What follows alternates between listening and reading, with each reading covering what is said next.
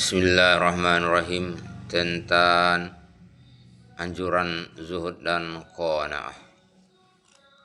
Suatu ketika Aisyah berkata, "Ya Rasulullah, mengapa engkau tidak meminta keluasan rezeki kepada Tuhanmu?"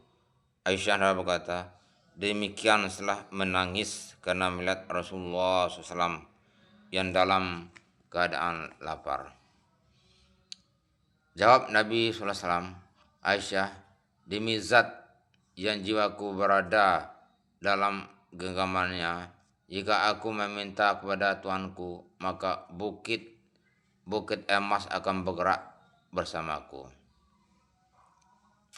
Tetapi aku telah mengutamakan kelaparan daripada kekayaan dunia ini. Aku memilih kemiskinan daripada kekayaan harta.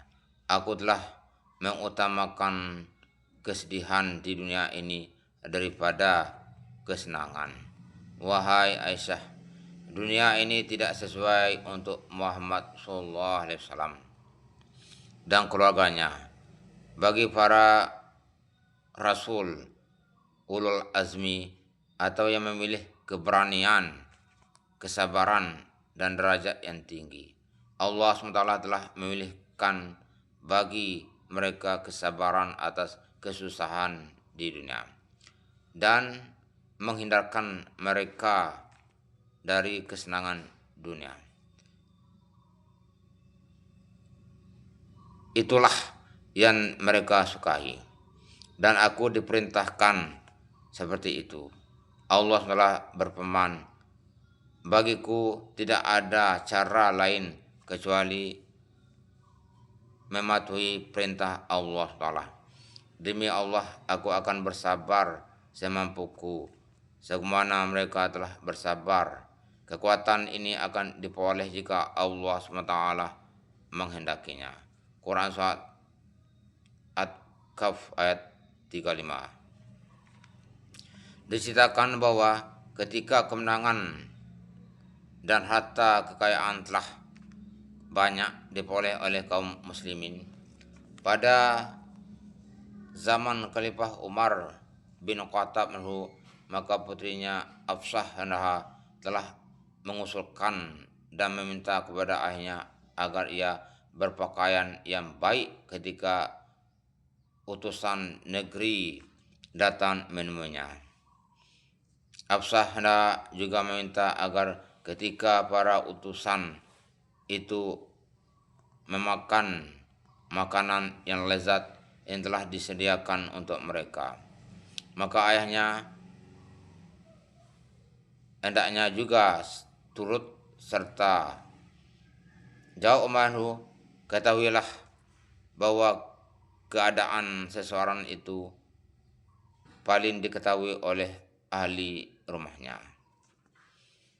Hafsah menjawab, benar, itu tentu tidak diragukan lagi. Umar berkata, kalau begitu aku akan bertanya kepadamu, dan jawablah pertanyaanku dengan bersumpah. Bagaimanakah kehidupan Rasulullah SAW di dunia ini? Tidakkah kamu ingat bahwa pada masa itu jika Rasulullah SAW dan keluarganya makan malam, maka mereka tidak akan makan siang. Dan jika mereka makan siang, mereka tidak akan makan apapun sepanjang malam. Tidakkah kamu ketahui bahwa beberapa tahun setelah masa kenabian, beliau SAW dan keluarganya tidak pernah makan kenyang walaupun dengan buah kurma, sampai terjadinya kemenangan dalam perang Khaybar. Aku bertanya kepadamu, dan jawablah dengan bersumpah, tidakkah kamu ketahui bahwa suatu ketika kamu menghidangkan makanan kepada Rasulullah SAW di atas sejenis tempat yang tinggi di atas lantai. Ketika itu kami melihat wajah Rasulullah SAW berubah, sehingga beliau SAW hanya makan jika makanan itu diturunkan lalu diletakkan di bawah atau di atas lantai. Aku bertanya kepadanya, dan jawablah dengan bersumpah, Tidakkah kamu ketahui bahwa Rasulullah SAW biasa beristirahat di atas selimut yang dilipat dua? Seketika kamu telah mengamparkan kain itu dengan dilipat empat, maka beliau SAW bersabda kepadamu bahwa dengan dilipatnya kain itu menjadi empat lipatan telah menghilangkan beliau dari bangun malam, karena kain yang berlipat empat menjadi lebih tebal seperti tempat tidur, sehingga menyebabkan beliau sallallahu alaihi wasallam tertidur dengan nyenyak. Lalu Rasulullah SAW menyuruhku untuk mengamparkan kain selimut itu dengan dilipat dua seperti biasa. Aku bertanya kepadamu, dan jawablah kepadaku dengan bersumpah, adakah beliau sallallahu alaihi wasallam meninggalkan baju badannya yang penuh berkah itu untuk dicuci? Lalu ketika itu Bilal mengumandangkan azan dan memanggil Rasulullah SAW untuk mengimami sholat. Maka Rasulullah SAW tidak memakai pakaian lainnya untuk mengimami sholat, kecuali jika baju yang dicuci itu kering dan dapat dipakai lagi. Bukankah demikian? Aku bertanya kepadamu, jawablah dengan bersumpah, tidakkah kamu ketahui bahwa salah seorang wanita dari Banu Zafar telah menyediakan dua helai kain untuk dipakai Rasulullah SAW, sehelai sarung dan sehelai selimut. Ia telah mengirimkan yang pertama, namun terlambat mengirimkan yang kedua.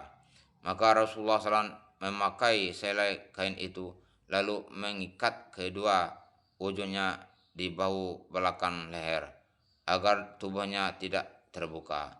Kemudian Rasulullah SAW pergi sholat, karena beliau SAW telah memiliki pakaian lainnya untuk dipakai sholat. Demikianlah Umar juga menceritakan peristiwa lainnya. Apabila Hafsah hendak mengingat peristiwa itu, ia akan menangis, sedangkan Umar sendiri banyak menangis, bahkan sampai menjerit, sehingga karena tangisnya itu dikhawatirkan nyawanya akan tercabut.